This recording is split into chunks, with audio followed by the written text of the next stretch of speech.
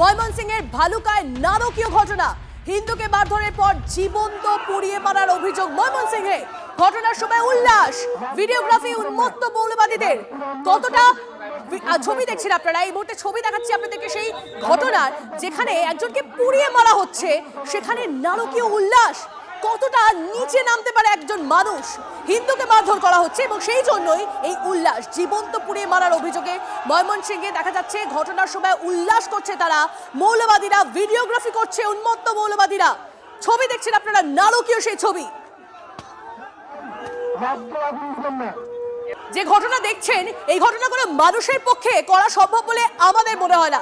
ছবি দেখুন, উল্লাস করছে তারা, ভিডিওগ্রাফি উন্মত্ত মৌলবাদীদের। একজনকে পুড়িয়ে মারা হচ্ছে, হিন্দুকে পুড়িয়ে মারা হচ্ছে, সেই সময় উল্লাস করছে মৌলবাদীরা, ভিডিওগ্রাফি করতে ব্যস্ত তারা, এবং এই ঘটনায় স্বাভাবিকভাবেই নিন্দার ঝড় উঠেছে।